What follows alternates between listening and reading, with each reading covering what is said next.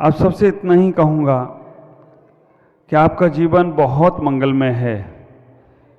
श्रद्धाओं को जन्म देने का प्रयास करो, क्योंकि हमारे आचार्यों ने भी रत्नकांड सावकाचार्य में सम्यक दर्शन की चर्चा करते हुए कहा है, श्रद्धा नाम परमार्था नाम आप्तागम तपोवृताम त्रिमूला पोड़ मष्टांगम सम्यक दर्शन मस्मय।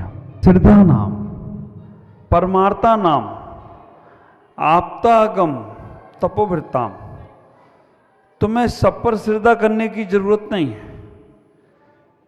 आप विचार करके रखना, आचार्य मांगतुंग स्वामी इस श्रद्धा में कहने का प्रयास कर रहे हैं, श्रद्धा नाम परमार्था नाम, परम आर्था नाम। इसको लोग भूल जाते, किसको याद रखते हैं? श्रद्धा नाम परमार्था नाम आप्त आगम तपोवृताम को याद रखते हैं। आप्त आगम तपोवृताम के पहले एक शब्द का है परमार्था नाम। श्रद्धा नाम परमार्था नाम, परमार्था का मतलब है परम अर्थ।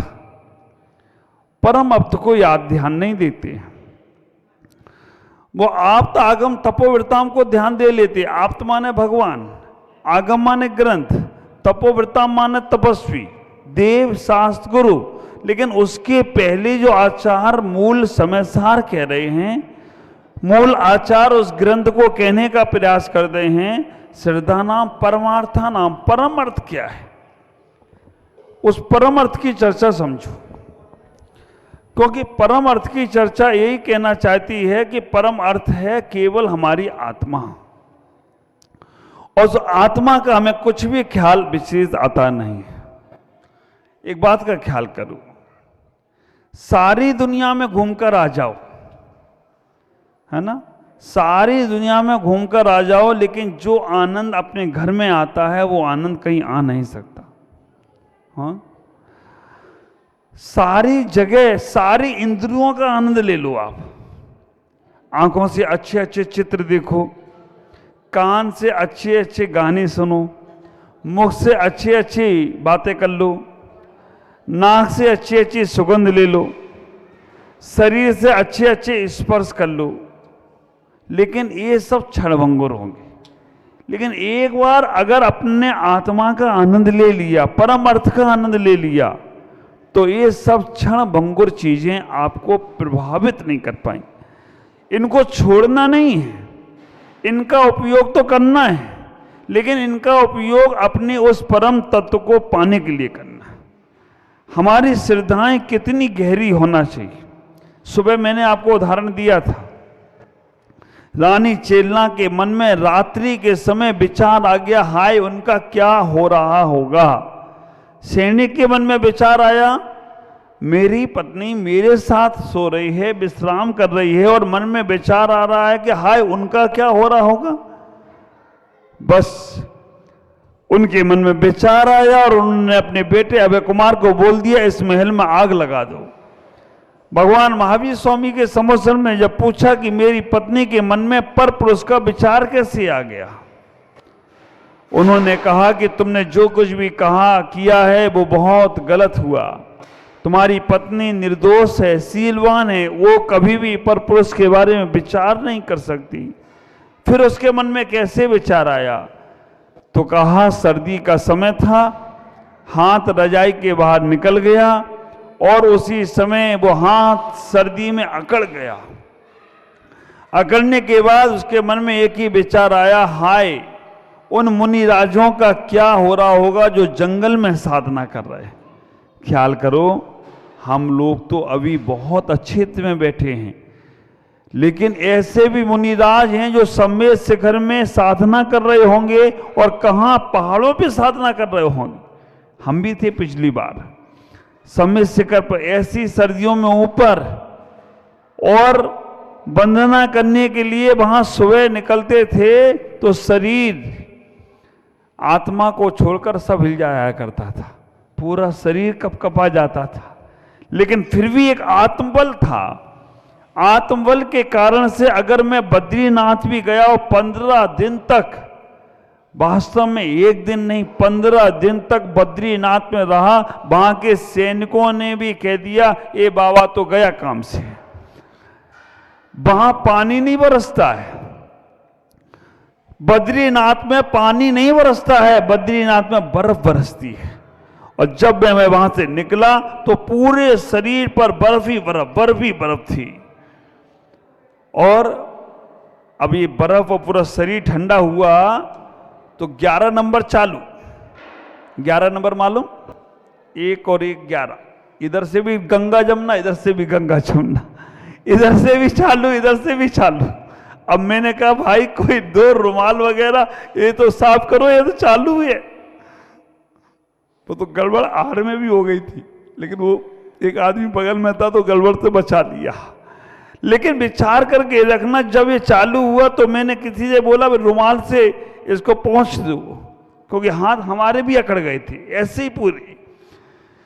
जैसे ही उस व्यक्ति ने मेरे शरीर को हाथ अपना टच किया, वो घबरा गया, झरझरा गया, करंट का झटका लग गया।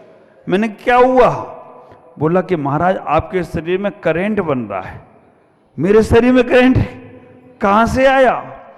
चलने की गर्मी और ऊपर की ठंडी दोनों जब मिल गई तो शरीर में अपने आप करंट बनना प्रारंभ हो गया। लेकिन आत्मबल बहुत मजबूत था। विचार करना, ऐसी कड़कड़ाती सर्दी में महाराज कैसे विहार करेंगे। अभी सुनील सागर जी महाराज का विहार हो रहा है, आप देख रहे हो, ऐसे टिक जा रहे हैं, लेकिन ये शरीर को देख रहे हो, अंदर की उस आत्मा को नहीं देखते हो। ये बच्चे किसके हैं? बहुत अच्छे हैं, ज़्यादा हो तो मेरे पास भेजो कि संघ में भर्ती करें। बच्चे अच्छे हैं, इनका भविष्य अच्छा होगा, लेकिन ये हमारा भविष्य क्यों खराब कर रहे हैं? इनको सवाल।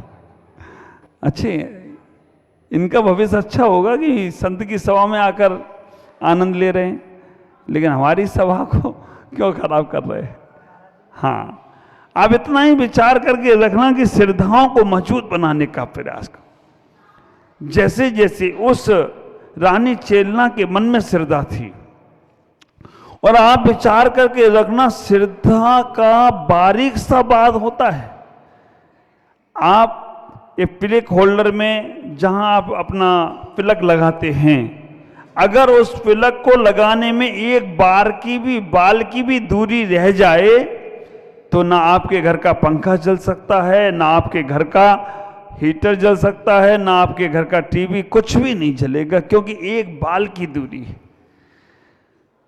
आप वो छोड़ो, मोबाइल में भी अगर आपने चार्ज करने के लिए लगाया है, आजकल ऐसे ऐसे चार्जर आ गए, उसको प्लग लगाने की जरूरत ही नहीं है, मोबाइल चार्जर पर रख दो, अपने आप चार्ज हो जाएगा।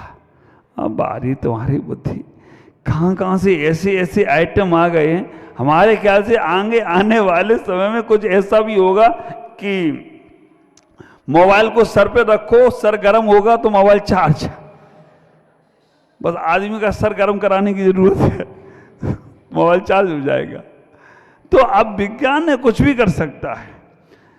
मोबाइल चार्ज के लिए लगाया है और तार की दूरी रह जाए तो मोबाइल चार्ज नहीं हो सकता। ऐसा ही है, हवा भरने के लिए गाड़ी में ले जाते हो, अगर उसमें बारीक सा भी छेद है तो उसमें हवा नहीं भरती है, पूरा हवा पार हो जाती है। लेकिन विज्ञान ने वो भी तरक्की कर ली है कि बिना हवा के टायर बना दी है। पता नहीं विज्ञान आपको क्या क्या देगा। लेकिन श्रद्धाओं को समझने का प्रयास करना कि 1% भी अगर आपके अंदर आश्रद्धा का भाव है, मेरे गुरुदेव कहते हैं कि तुम हमारे पास 99% श्रद्धा दे रहे हो, 1% तुम्हारे अंदर का आश्रद्धा का भाव है, वो सबसे ज्यादा खतरनाक है।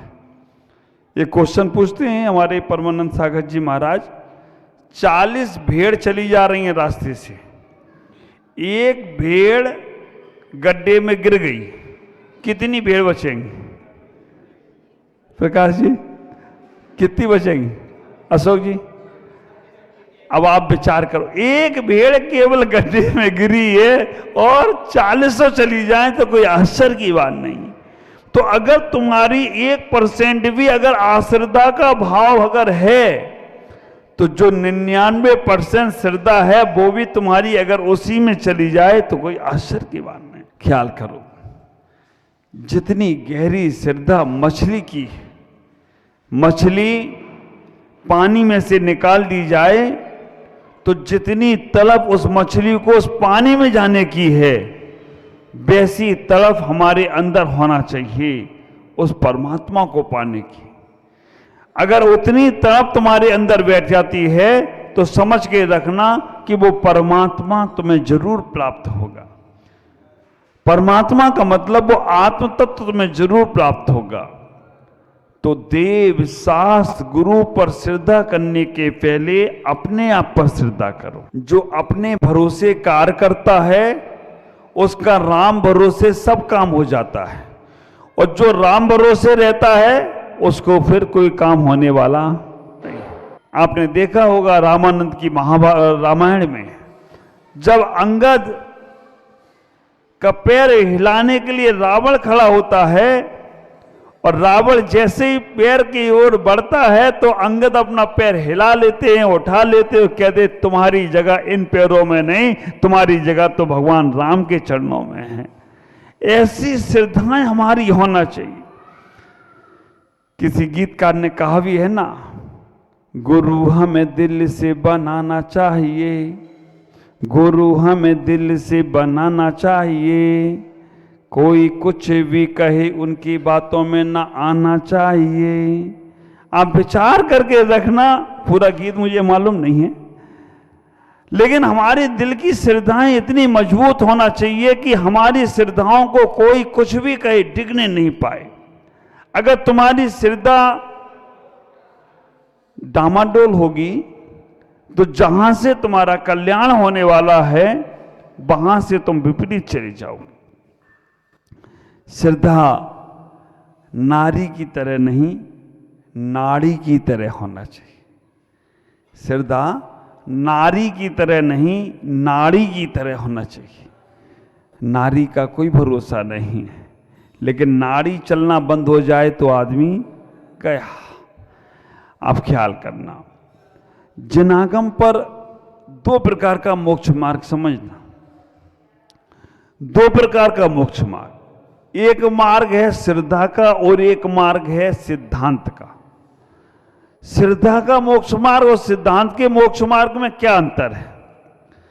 श्रद्धा का मोक्ष मार्ग कहता है कि जितना शक्ति है उतना करो। पढ़ते भी हो पूजा में, कीजिए शक्ति प्रमाण, शक्ति बिना श्रद्धा धरें, पढ़ते हो ना।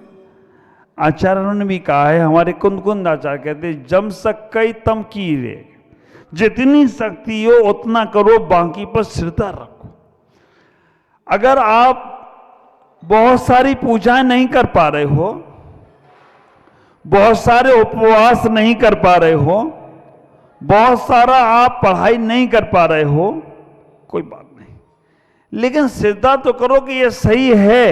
हम श्रद्धा भी नहीं कर पाते हैं, और आप विचार करके रखना, जब तुम्हारे अंदर श्रद्धा का भाव भी नहीं रहता है तो फिर तुम्हारा किया हुआ सारा काम बेकार हो जाता है। तुम्हारी श्रद्धा इतनी क्षणभंगुर है, तुम वो 5 रुपए की अखबार पर श्रद्धा कर लेते हो। अखबार कितने का आता है? 5-10 का आता होगा, मालूम नहीं मुझे तो, लेकिन जितने भी आता हो। आजकल तो तुम लोगों अखबार अखबार पढ़ते होगी, मोबाइल पे ही आ जाता है, सब जमाना बदल गया। तुम्हारी श्रद्धाएं मोबाइल के ऊपर है कि मोबाइल में अगर एक व्हाट्सएप कहीं का किसी का आ जाए, वो बात तुम ऐसी पक्की समझ लेते हो वो बात तो जिनागम में कही गई हो ना कही गई हो, लेकिन वो बात तुम्हारी पक्की हो गई। तुम्हारी श्रद्धा नाई के ऊपर है। नाई तुम्हारे सामने चक्कू, वो उस्तरा, छुरी, क्या क्या लेके रहता है तुम्हारे सामने ही, और तुम्हारे सामने वो तुम्हारे बालों पे चलाता है, लेकिन तुम बिल्कुल कैसे बैठे रहते हो, है ना, बिल्कुल आराम से। ये भी तुम नहीं सोचते हो कि कहीं इसका छुरी मेरे गर्दन पे आ गई तो मेरा क्या होगा। तुम्हारी श्रद्धा उस नाई के ऊपर है, तुम्हारी श्रद्धा उस दर्जी के ऊपर है। दर्जी तुम्हारे लाखों रुपए के, हजारों रुपए के कपड़े को तुम्हारे सामने काट देता है, तुम कुछ नहीं बोलते, काट रहा है। ख्याल करके रखना, तुम्हारी श्रद्धा उस ड्राइवर के ऊपर है। तुम पीछे बैठे हो, वो ड्राइवर कहां गाड़ी ठोकेगा मालूम नहीं, लेकिन तुम्हारी श्रद्धा है कि वो ड्राइवर सही जगह पहुंचा देगा। तुम्हारी श्रद्धाएं बाहर की चीजों पर हैं, लेकिन एक बार भी तुमने वैसी श्रद्धा, सामान सी श्रद्धा, धोबी के ऊपर श्रद्धा है, धोबी को कपड़ा दे देते हो, लाएगा कि नहीं लाएगा मालूम नहीं है, लेकिन दे देते हो।